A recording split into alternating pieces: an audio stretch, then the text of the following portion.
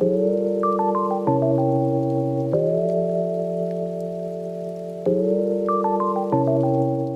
everyone, thank you so much for tuning in with us. My name is Jenny Yu and I am the president of Diversity Roundtable. And today we have our Hot Ones event where we'll be asking spicy topics with spicy wings. So today we have 3 Newman and community leaders here with us to just answer some questions and get to know of them. So I'm just gonna let them introduce themselves and then get it going. Like Jenny said, welcome everyone to our DRT event where we'll be having some great wings with some great sauces with some great guests. And let me start off by saying I'm Jose Trejo, a DRT member, and I have a great guest speaker here, Mr. Alejo Cabral. Can you tell us a little about yourself for an introduction? Yeah, thank you, Jose. Like you said, my name is Alejo Cabral. I am the Director of W at the Wichita Regional Chamber of Commerce. I've been there for about 4 years now, and I've been privileged to, be engaged and be able to see our community from a different light. I've lived in Wichita for about 9 years now. I moved here in 2011 for school, and I'm just happy to call Wichita home. It's a wonderful place, even when it's freezing. Yeah. And I'm just happy to be here, man. Thank you guys for having me. Man, we're super happy to have you here as a guest. We're super happy to have you here as part of Wichita community. Well, let's start off with the #1 sauce of the night. All right, what do we got here? We have some Cholula. We'll be pouring it on our wings. All right, man. This is the first time I tried Cholula on a wing, so let's see how this goes.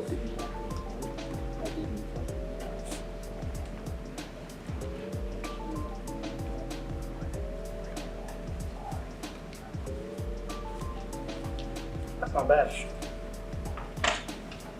Any spice cooking? No, man, that's pretty good. I like that. It's not bad. I thought it was gonna be a little spicier, but it's vinegar. I could taste the vinegar, but it's pretty good. Add it to our family recipes, right? Every dinner. Mm-hmm. Well, let's start off with the first question of the night. With this amazing picture we have you, I'm assuming we're on vacation. Yes, sir. Least amount of oxygen, so I'm assuming we're underwater somewhere. So let us know a little about the first picture. Yeah, man. So back when we could travel, my wife and I were really privileged to be able to take a trip to Tulum and Playa del Carmen. And while we were there, we had an opportunity to jump into a cenote. And so, that's like a once in a lifetime experience for anybody. But additionally, why I'm holding the flag is every summer the Wichita Chamber, we run a summer travel contest. So just, trying to get Wichitans to take crazy photos with the Wichita flag. And at this point, I think we've been in every continent except Antarctica. But, from my end, we're in Mexico, we're in Tulum, and I wanted to represent. And I'm obviously an employee of the chamber, so, I had to show out. I couldn't just stand outside. I had to get underwater, and it took a little bit. I think we did about 20 shots or so before we finally got it. But it was an awesome experience, man. You definitely showed out, though, man. This is a great picture. I'm telling you, we gotta get this framed, put it somewhere in your office or in the building, and definitely somewhere in the Wichita community so everyone can see it. It's like a great picture, just a great picture, man. Appreciate it, man. No, it was cool, man. If you ever get the chance to go, check it out. So I gotta know, what did everyone think at first when you took this picture? Did you win the contest, or? I think I won. I think I won a Wichita mug. I'm staff, so I couldn't win the whole thing. And I get it. I understand. We got to be unbiased, but I thought it was a really cool photo. Folks were excited about it, man. It was a really cool deal. And you know what? Let me tell you, you won in my book. This is great. This is great. Oh man, appreciate it, Jose. Appreciate it, man. So why don't we go on and try the second sauce of the night? All right, man. What do we got here? We got some spicy barbecue sauce. All right. I hope you're a fan of some barbecue flavored wings. Yeah, sign me up, man. I like barbecue. Let's see how this goes. Taking a bit to get on there. Hopefully not too much spice here. Only at #2.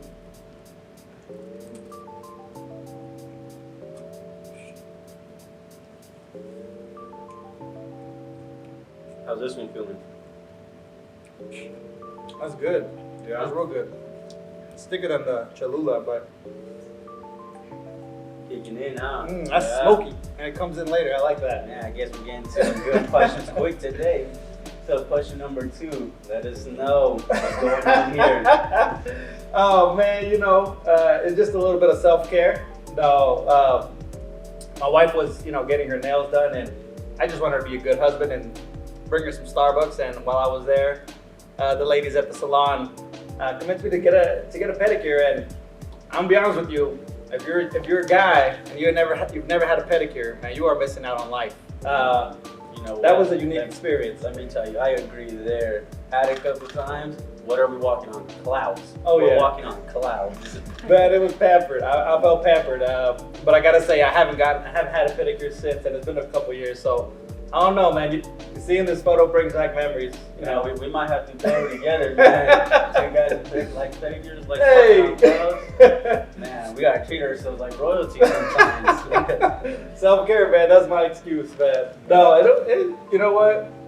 I'm gonna be honest with you. I thought twice about it. I was like, man, what are my boys gonna think about this? But at the end of the day, it is what it is, man. Until you get a pedicure, look. Yeah. Y'all don't know what you're missing out on. That's what I be saying too. Our boys do not know what they're missing out on. So let's go ahead and try our third sauce of the day. We got what do we got here? Chipotle sauce, but it's a taco Jesus sauce. So Okay, let's see. number 3 of the night. Let's see how this goes. This open. This looks good, I'm not gonna lie. Man, let's see.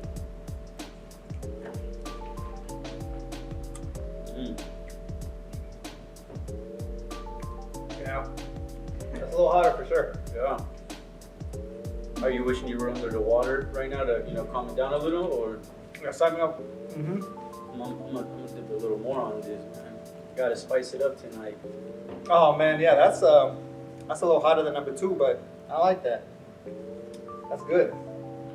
So, something we want to ask you is, considering you are the director of W, and it's turning into something great and big in Wichita. We know you're turning into a great big business owner here in town, and we wanted you to explain a little more about what W is. Yeah, man. Well, I wouldn't say I'm an owner. I'm privileged to be the director. At the end of the day, this organization, I like to say it's the FUBU of this community, right? It's for young professionals by young professionals, right? But what is W? From when I started, this organization was called Young Professionals of Wichita, and there was always questions about what the word young meant and what the word professional meant, right? Like how young is too young, right? And how old is too young? And what if I don't wear a suit to work? And so, I was privileged to work with our board and lead this organization through a rebrand. And we have some amazing partners that helped us. Our friends at Gardner Design, amazing group of folks. When we looked at W and we said, what do we want to call ourselves and what do we want to be for our people? At the end of the day, we exist for young people, right? We exist because we want to make sure that young professionals, right, whether you're a recent college graduate or you're new to the workforce or making a career change, we want you guys to be a part of this community, and we want to create spaces and atmospheres for us to be able to grow, right, to develop the skills that we need to grow and to grow in our career. We also want to create the opportunities for us to make an impact in the city. And more importantly, we want you guys to be able to connect with each other and with different community leaders. And so when we came up with the name W, I gotta be honest with you guys, I was a little hesitant. Yeah. But because they said W, I was like, W, like where's the rest of the name? Yeah, and they said, how are people gonna know about it? That's exactly what I said, man. But when you think of the letter W, this is one of the things that really got our board excited. Was phonetically, when you think about it, it stands for W, right? It's 2 U's put together. Yeah. And what our board loved about it and the story behind it is there's going to be 2 U's when you engage with us, right? There's the U before you've been a part of this organization, right? And then there's a U after you've been a part of our mentoring program or volunteered with us or built a network through various events or been a part of our Leadership Academy or our nonprofit board placement program, right? So our new grown ourselves, like you guys help us grow us as a person, you know. That's it, man. Man, you guys are doing great things in the community, man. Our young people are in great hands, let me tell you. I'm gonna be honest with you, it isn't me though. We have amazing volunteers. We got a volunteer, I like to say we're a volunteer-driven organization. So we got 4 volunteer teams, and I mean, 99% of everything you see on our calendar is led by them. And so, you know, at the end of the day, I gotta give them a big shout out because they're the ones who make everything happen. And so, you know, thank you to them for being a part of this and making my life easy. And you know, I like to say I have the best job in the city, so I'm pretty privileged, man. Well, as a young person, you know, man, I might be coming to you soon, you know. Man, the door's open, man. You guys, my email's online. We're an open book. You guys heard him. You know, great man here, filled with opportunities and doors for you. All right, how about we move on to the 4th sauce of the night? Let's do it, man. What do we got today? We got, ooh, you're gonna like this picture. Our grandma, but it says slap your mama. Do not do that though, folks. You know, Don't we do love our that. mamas around here. That just smells hotter. Yeah, we got habanero. All right, man. Let's see Give how it a this go. goes, man. I'm Let's see how this not gonna goes. lie to you, I'm already getting a little runny nose. How are you feeling over there? Oh, man, I'm getting a little sweaty, man. Yeah? Yeah, it's hot. Ooh, That number 3 was a little hot. We'll make it happen. yeah, let's see what number 4's got for us here. Oh, man, you'll pull this up.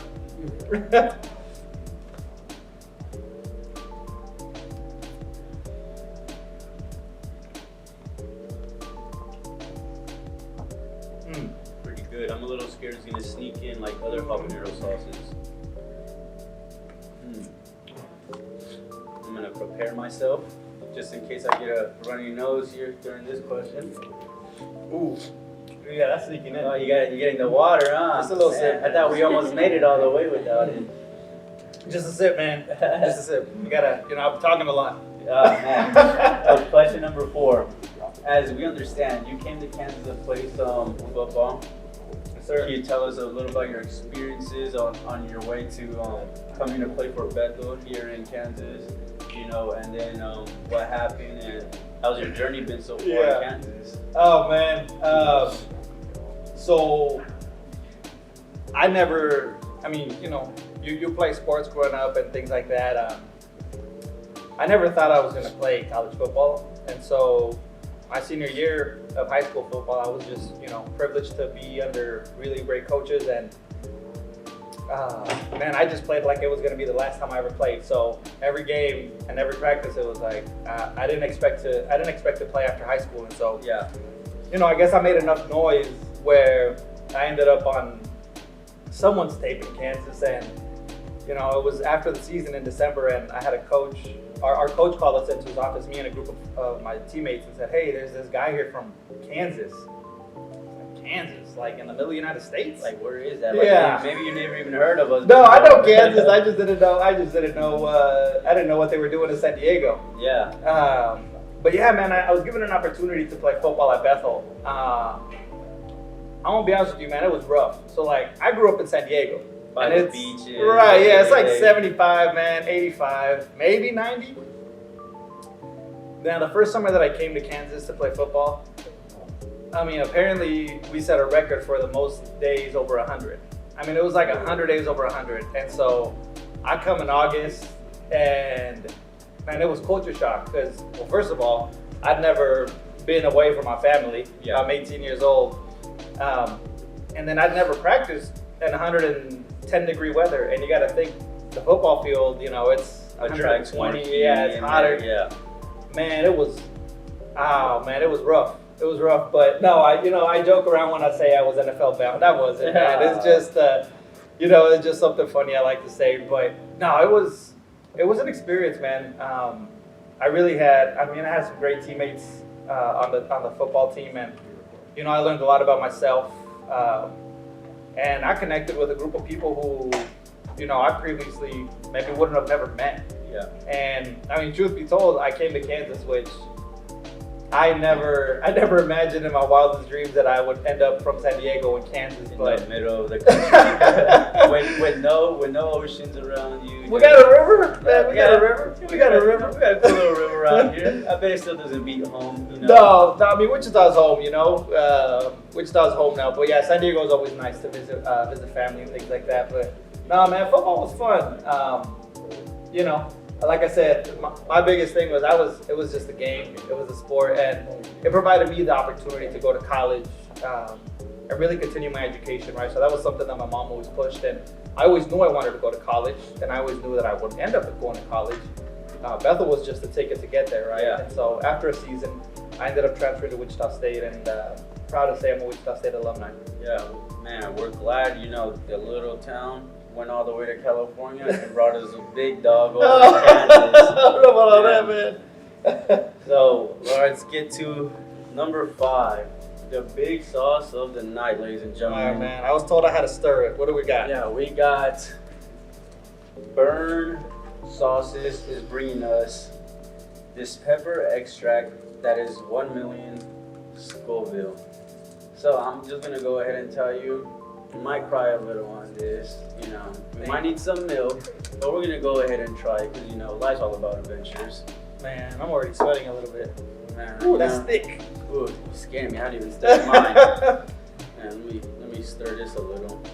Scoville, 1,000. See if it comes out.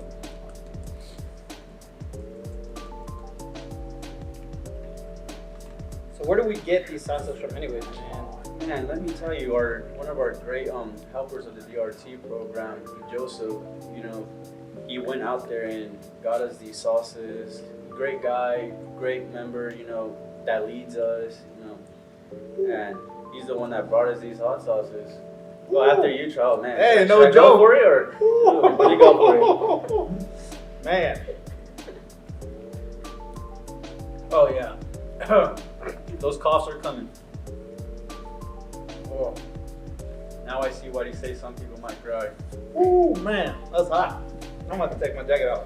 Ooh, go ahead. Come on, get comfortable. We got one more question. Ooh. All right. So Let's make this happen. after trying this last sauce, what did you think? Would you do it all over again? Yeah, man. I don't know that I do number 5 again. I'm there with you right now. Ooh. Man, but They were not playing when they said 1,000, whatever that is. no, but you know, we went ahead and went through all 5. You know, a little difficulty here and there, but ladies and gentlemen, we did it. And I want to go ahead and thank our amazing guest speaker. Came all the way from California to come to Kansas, and is changing the way young people have careers in Wichita. You know, Mr. Alejo Cabrera, thank you so much for joining us, and I hope you like the sauces. Man, I appreciate it. You know, it's a privilege to be here. You guys are doing amazing things here at Newman, so I'm just privileged to be able to be a part of this, and you know, you guys keep up the good work. At our end, you know, we're ready for you guys whenever you're ready to be a part of this community, and you know, I know there's a lot of folks that are ready for the next generation to step up and lead. So thank you guys for having me, and yo, that number 5 is no joke. Yeah, I agree. Well, once again, thank you, and we want to have another great member of the DRT program, Jenny, go ahead and lead us on to our next guest speaker.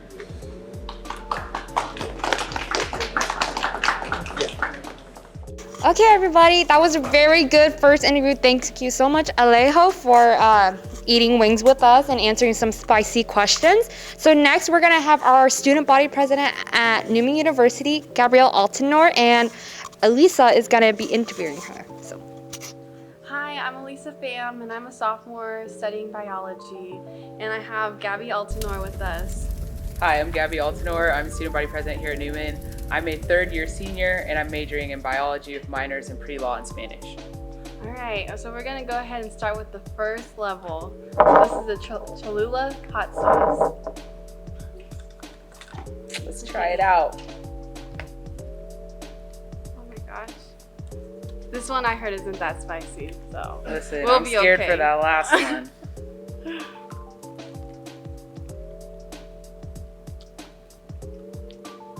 I'm good for now. It's a little tangy. It's kind of spicy. It is spicy. It's kind of spicy. Because I put it on my tongue. So Gabby, tell us a little more about yourself. Whoa. I'm born and raised in Kansas. Give me 1 second. It's spicy, I know. Mm-hmm. Good luck. Good luck. Born and raised in Kansas, but my family's originally from Haiti. So my parents actually came here for college. And they were here for a government program that allowed them to do college here.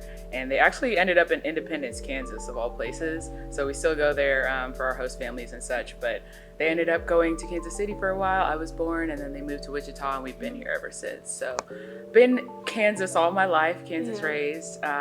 Stayed in the Wichita area all my life. I went to St. Thomas, Capon, and then I came here for college. So Wichita's really been home for me all my life, and I intend to keep it that way after law school. Yeah. So.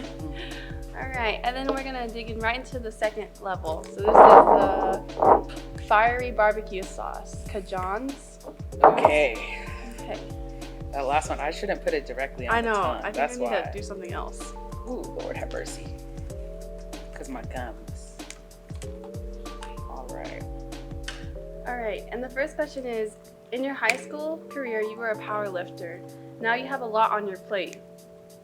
Get it? Get it? Oh gosh. Are there any hobbies or activities you wish you had more time for in your busy schedule of leading in academics?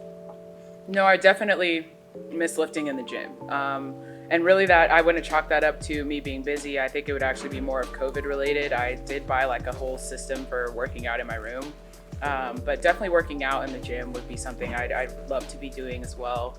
And spending a lot more time doing kind of the artsy things I allowed myself to do when I was younger. So like drawing or journaling and those types of things, just kind of creativity things that really give you kind of a stress reliever, just like lifting. So those are some of the things I would probably be doing if I weren't as busy.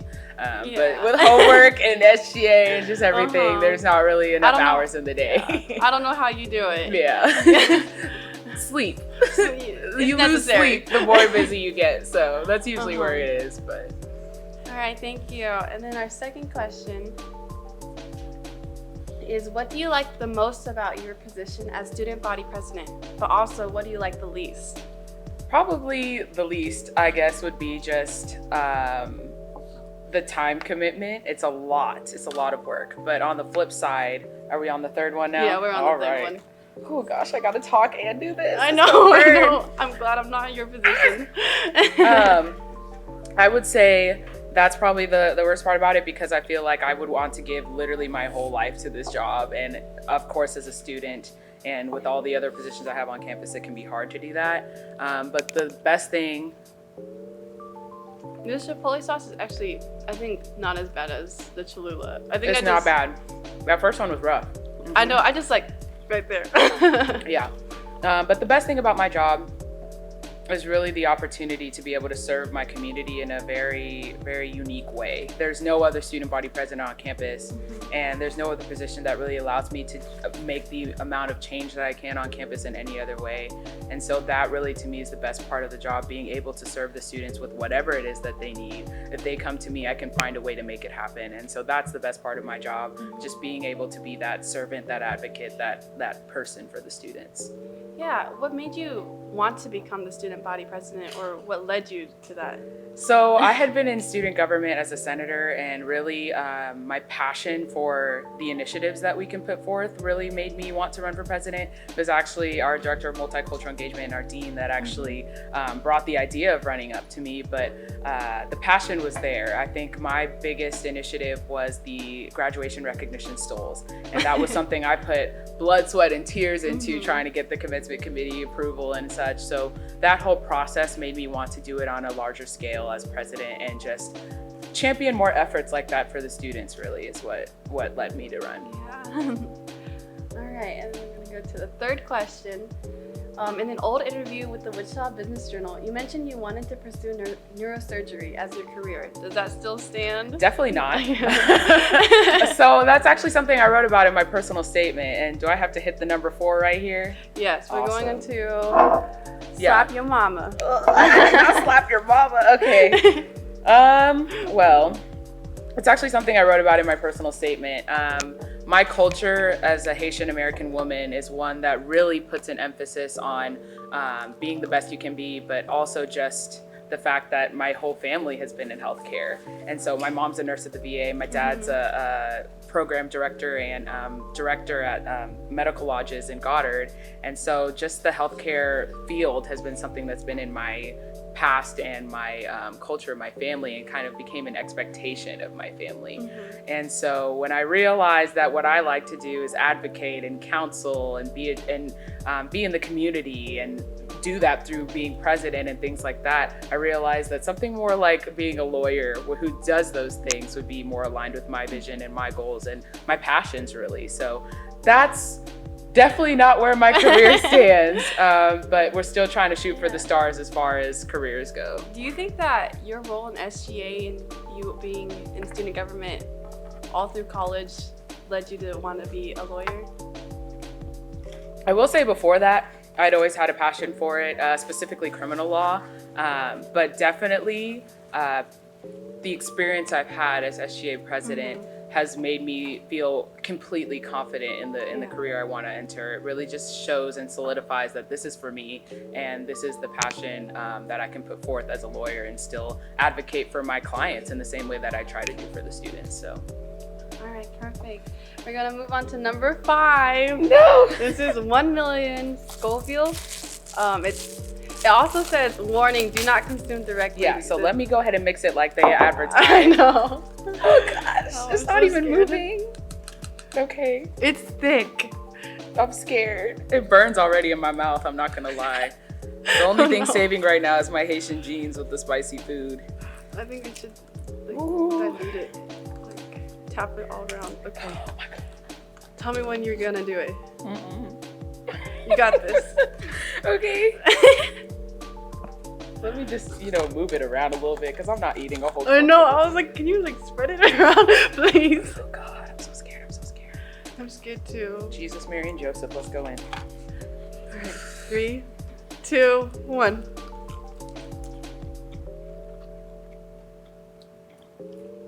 Come on. Oh. Wash. What aspects of previous Newman leadership do you think have failed the student body in the past? What methodology have you used to correct or improve the situation? Okay, Let me eat another. I'm gonna try and thug it out without some milk. Like a bare piece Ooh, of but it chicken. burns when you speak.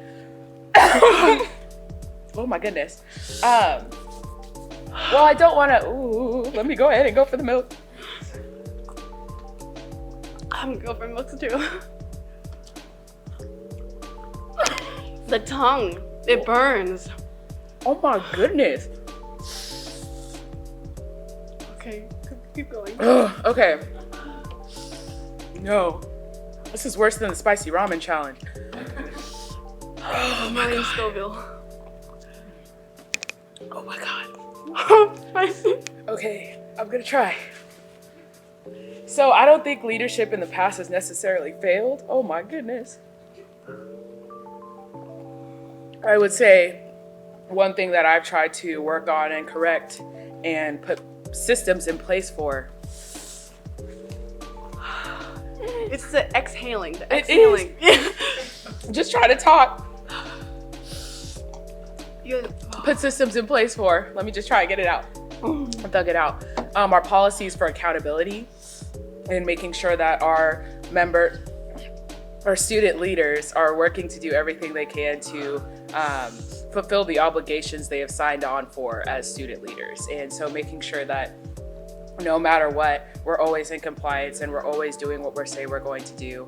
And I've tried to kind of incorporate that with more opportunities for leaders to be accountable by setting goals and reaching those goals, and also just kind of going along the way and monitoring how they're going at each step so that we can ensure a higher level of accountability, as well as just actual action, tangible action that the students can benefit from always with student leadership. So that's one thing I've tried to improve. I wouldn't say it's necessarily a failure on anybody's part, but definitely one of the big things I've been trying to do this year. Yeah, I think accountability is important in every single club, and it gets to the point where like sometimes you have to be a little understanding, but yeah, it's a hard thing to keep up with. Definitely. You are a champ for saying all of that. I'm struggling, and I only said like a sentence. Oh my gosh. Oh man, I'm dying. All right, thank you so much, Gabby, for being on our show. Thank you. All right, everybody. So our final guest is going to be Jose, and interviewing him would be Jordan. So give it up to our final guest, Jose.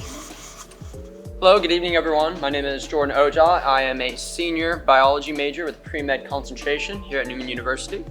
Tonight I'm interviewing Jose Salcito, who is the Chief Deputy for the Wichita Police Department. You want to introduce yourself a little bit? Yeah, I'm Deputy Chief Jose Salcito. Sorry, Deputy Chief.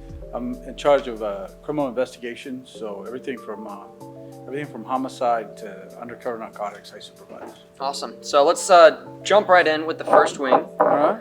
And then we'll get to our first question of the night, which is a little bit of an introductory question. So before we taste this, for our introductory question, how do you handle spice, would you say? I think it's, I've been eating spicy food all my life, so. So on a scale of 1 to 13, how spicy do you like your food? You know, when I was younger, I liked it spicy. Now I like to taste the food, so about a 7. Okay, about a 7.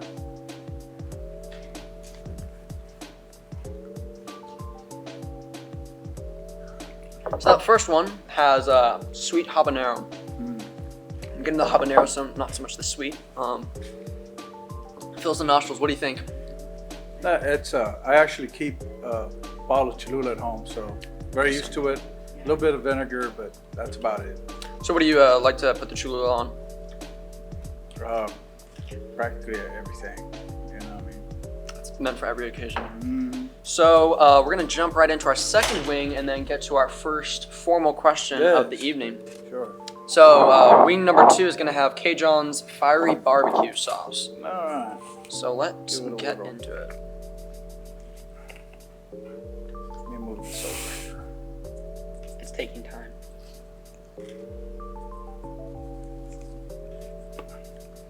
Ready? Uh-huh.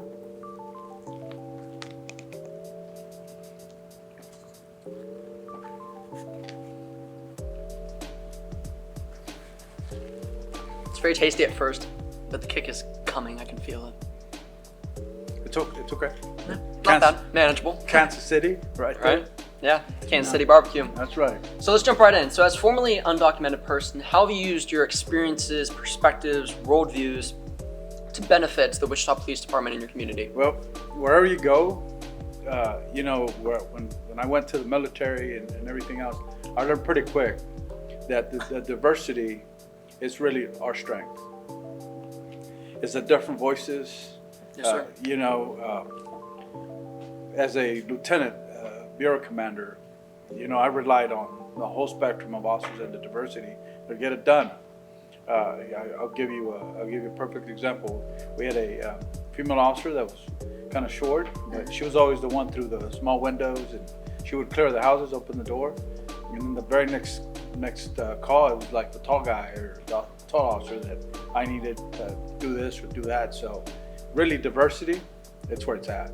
Yes, sir. I totally stand by that. Here at Diversity Roundtables, we try to promote it to the best we can in our community, here on campus and in Wichita too. Right, and you know, it's perspectives. You learn by getting the teams together to say, hey, what do you bring to the table, and what do you bring that's unique, and really, you could read it in a book, but when somebody walks in the door and tells you exactly how it is, you're like, I get that. Right. So what role would you specifically say that diversity has on the Wichita Police Department? So what sort of initiatives are we looking at for promoting and utilizing it? You know, when I first started, I didn't start in investigations. I started in support, and really, I recognized back then, before it was a buzzword, that we had to reflect the communities we serve. You know, in order to go into a neighborhood and be a peace officer, you need to reflect. So, you know, in the history of the department, I had the most diverse class by gender, by ethnicity, and race, and because you have to be deliberate about that. Yes, sir. Now, the reason I say that is because we are the Wichita Police Department, which means we belong to the people of Wichita. Right. And I think that what the people of Wichita would expect us to mirror, to mirror and support that. Right. Yeah, to reflect them. You bet. That's an awesome answer, and it'll segue into our second question. So let's get going on the third sauce. Third one, right? So this third sauce is the Taco Jesus Chipotle Sauce. All right. I almost mixed up 3 and 5. Chipotle is one of my favorite peppers. Perfect. We'll see. See how this compares.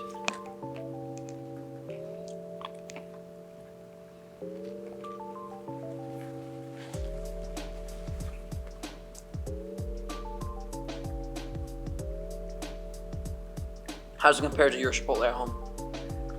It's not as hot. Not as hot. Not as hot. I'm sure we'll get there eventually. So leading into our second question, you spoke about the initiatives with the Wichita Police Department. Can you tell us more about your initiative to form the Major Crime Reduction Team and how successful you've been, specific aspects of it that you're proud of, and your end goal for what you would like to see? You know, we formed the team. It was a 90-day team. It was wildly successful. We got a lot of guns off the street. Yes. And it kind of hit the marks.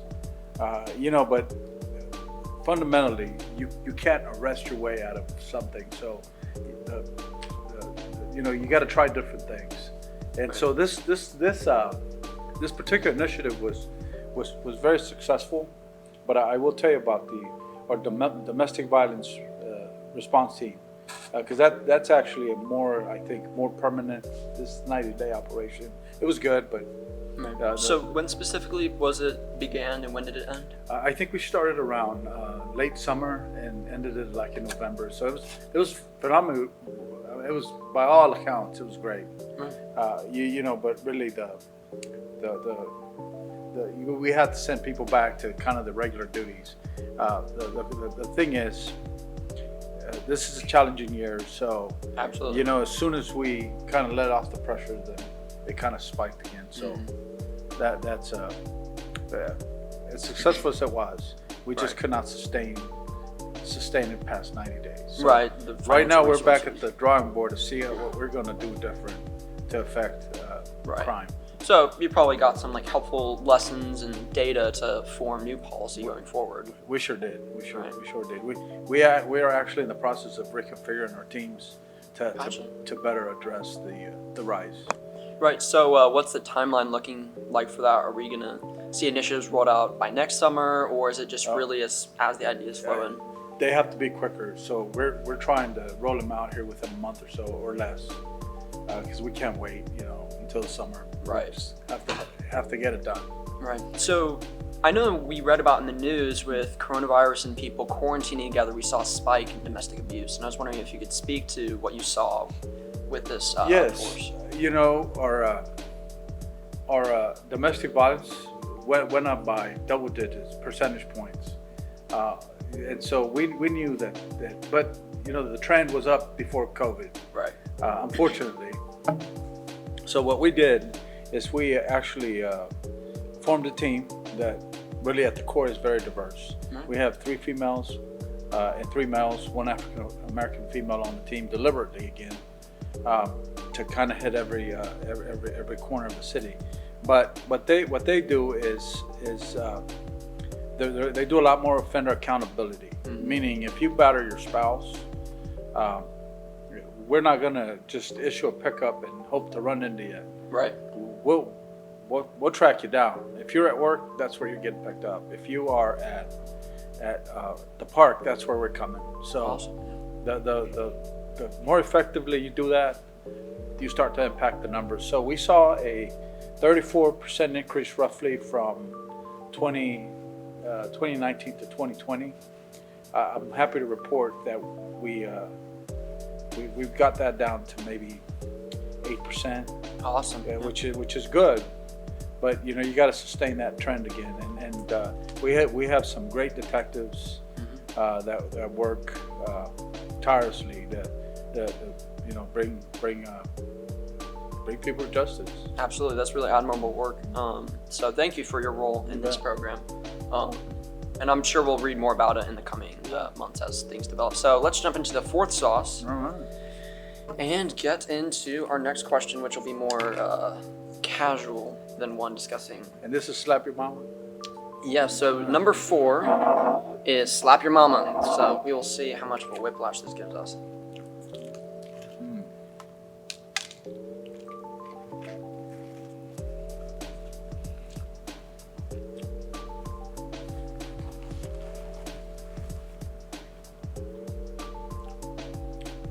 Getting a little red over there.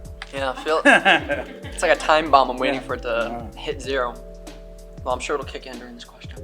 That one was a disappointment. Yeah. I thought it'd be a little hot. Yeah. Well, I'm sure the next one will not let us down. All right. So you are a former WSU Shocker. Can you tell us more about college you, what you were like back then?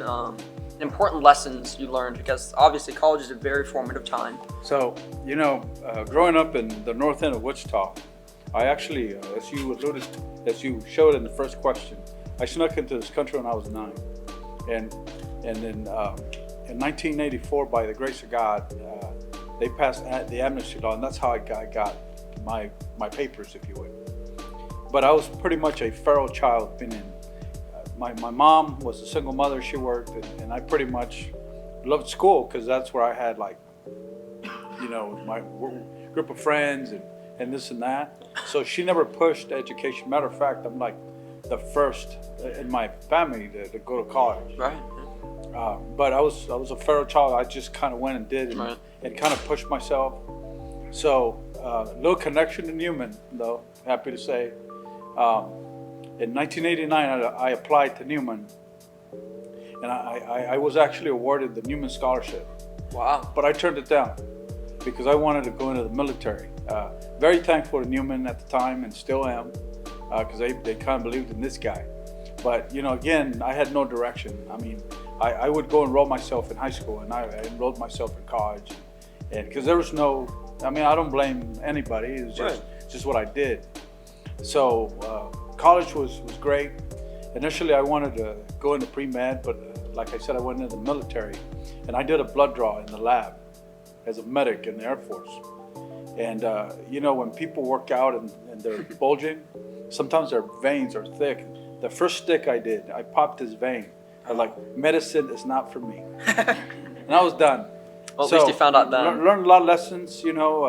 I went on to join the department after I became a U.S. citizen in '95, and then I picked up an MBA in business because I know the law. I can, but I need to do something in case I can't function with my hands or something.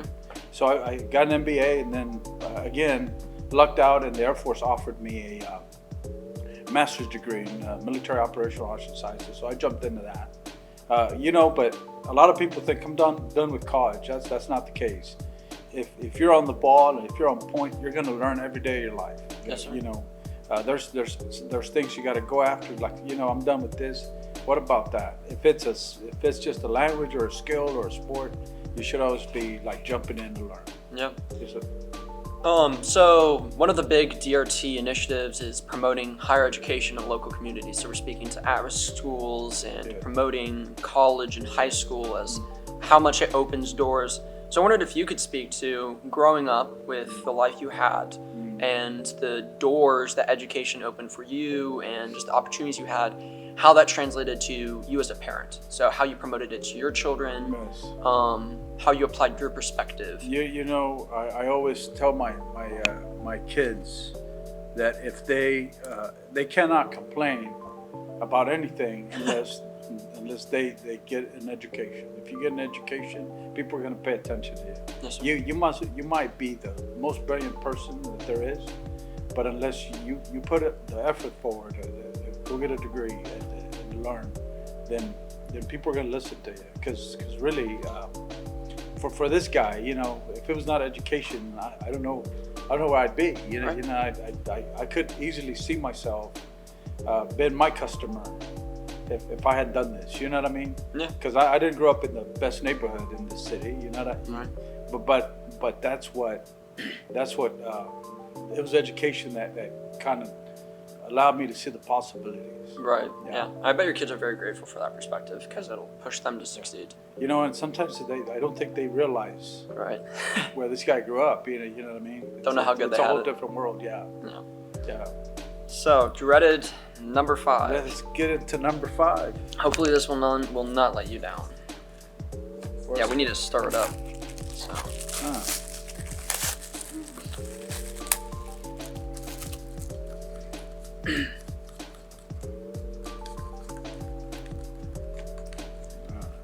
all right.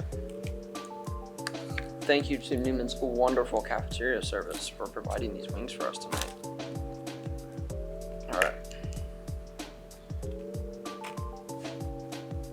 Ready? Let's get into it. All right. I got it on my lips.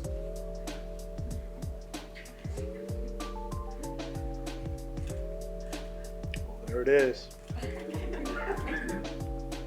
I think I just went through the 5 stages of grief in 3 seconds. Where is it?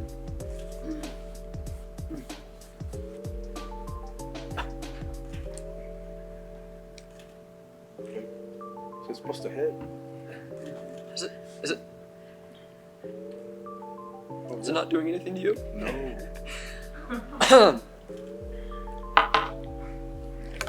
Nope. That's that. Let me dab a little more in there. You got number 5? No. You know, this interview just got me really emotional. It did. That's why I'm crying, yeah. You're crying. Very inspirational. Yeah. We'll give it another dab here. Do you have enough? You want some of mine? No, it's good. It's good. I just want to see. Do you have COVID? No. I will tell you a story. I did get COVID back in September, early October. Yeah. And so I thought, have you ever had the Thai peppers? Oh. Okay, Thai peppers are pretty hot. And so I was like, I want to see if because I had no taste or smell. So I said, I want to see if this changed my tolerance. Right. And so I had 4 Thai peppers, and I'm telling you what, you lose your sense of smell and taste, Can't imagine what that's like. but the pepper does hit Is it hitting you yet? a little bit. Alright. Hurts to breathe. What inspired you to go into the police force? What is one Law and Order icon from movies or TV shows that you relate to or love? Well, I tell you what inspired me was running into a lot of cops on the way to school in the mornings. They're real nice. And so there it is. Yeah. And so they were real friendly. And then, when you grow up in the neighborhood I did, sometimes you have negative contact with the police. Mm-hmm. But I would always say, if you want to change a department, you got to do it from within. Right. And so that inspired me to go in. And then, the movies that kind of inspired me was movies like Heat, Right. where you don't give up until you get the bad guy. Right. Yes, sir. Are you all right over there? Oh, I'm doing just dandy. Thank you for asking. All right. Well, a little secret is, I tell people that they're not Mexican. That Mexicans are born with the jalapeno in their hand. So this stuff is hot, but Not phased at all. a little bit, but not. I mean, I really thought that would be fire. So if this is not peak hotness for you, what's the hottest thing you've ever ate? I had a dab of like 1 drop of that North Carolina concentrated Reaper. I was hungry one day and I walked into the police station and there was a bottle of sauce, and I dabbed a whole spoonful on the thing and I took a big bite. And man, that was it for me. But it was like a bunch, not like just Right, yeah. yeah. So that Must got have been me. painful. It was, and then I called my buddy who didn't know, and I was like, I'll give you $1 if you eat a drop of that. And he was not Hispanic. So he's still cursing me today, I'm sure. I can imagine. That was pretty good. Yeah, I'm glad you enjoyed it. So thank you for joining us, and it was a Thank you pleasure for talking inviting with me. you. You bet. Yeah, You bet. so- It was a pleasure to be here. Thank you. Yeah, no problem.